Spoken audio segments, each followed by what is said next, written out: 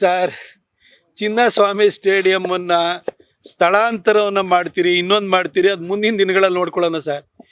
ಈಗ ನಡೆದಿದೆಯಲ್ಲ ಘಟನೆ, ಅದಕ್ಕೊಂದು 2 ಕಣ್ಣೀರಾರು ಹಾಕಿ ಸರ್. ಆ ಕುಟುಂಬಗಳಿಗೆ ಹೋಗ್ಬಿಟ್ಟು ಒಂದು ಸಾಂತ್ವನ ಹೇಳಿ ಸರ್. ಇನ್ನು ಬೆಂಗಳೂರು ಇಲ್ಲಿ ಮದುವೆ ಮುಂಜಿಗೆ ಬರ್ತಾ ಇದ್ದೀರಲ್ಲ ಸರ್, ಆ ಮಕ್ಕಳು 11 ಜನ ತೀರ್ಕೊಂಡಿದಾರಲ್ಲ ಸರ್, ಯಾರ ಮನೆಗೆ ಹೋಗ್ತಾ ಇದ್ದೀರಿ ಸರ್ ನೀವು? ಹೋಗಿ ಒಂದು ಕಣ್ಣೀರು ವರ್ಷ ಕೆಲಸವನ್ನು ಮಾಡಿದ್ರ ಸರ್ ನೀವು? ಈ ರಾಜ್ಯದ ಮುಖ್ಯಮಂತ್ರಿಯಾಗಿ ತಂದೆ ಸ್ಥಾನದಲ್ಲಿ ನಿಂತ್ಕೊಂಡು ನೀವು ಹೋಗಿ ಒಂದು ಕಣ್ಣೀರು ವರ್ಷವಂಥ ಕೆಲಸವನ್ನು ಮಾಡಬೇಕು, ಸಾಂತ್ವನ ಹೇಳೋವಂಥ ಕೆಲಸ ಮಾಡಬೇಕು. ನಾನು ಕಾರಣ ಅಲ್ಲ, ನಮ್ಮ ಜವಾಬ್ದಾರಿ ಅಲ್ಲ, ಪೊಲೀಸ್ ಇಲಾಖೆ ಹೊಣೆಗಾರಿಕೆ ಅಂತ ಹೇಳ್ತಾ ಇದ್ದೀರಲ್ಲ.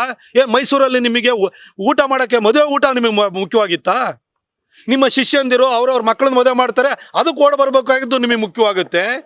11 ಜನ ಮಕ್ಕಳನ್ನ ಕಳ್ಕೊಂಡಿರೋರು, ಅಮಾಯಕರನ್ನ ಕಳ್ಕೊಂಡಿದಾರಲ್ಲ, ಆ ಕುಟುಂಬಕ್ಕೆ ಸಾಂತ್ವನ ಹೇಳ್ಕೊಳ್ಳುವಂತಹ ಸಂವೇದನೆ ಅಂತಃಕರಣನೂ ನಿಮ್ಮ ಹತ್ರ ಇಲ್ವಾ ಸರ್?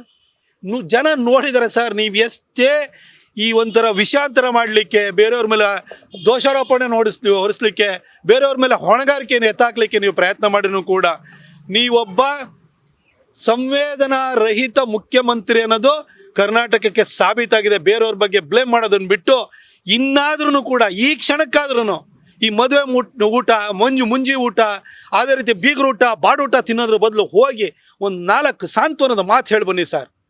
ಆವಾಗಲಾರು ಜನ ಅಟ್ಲೀಸ್ಟ್ ಈಗಲಾರು ಬಂದಿರಲ್ಲ ಅಂತ ಸಮಾಧಾನ ಮಾಡ್ಕೊಳ್ತಾರೆ.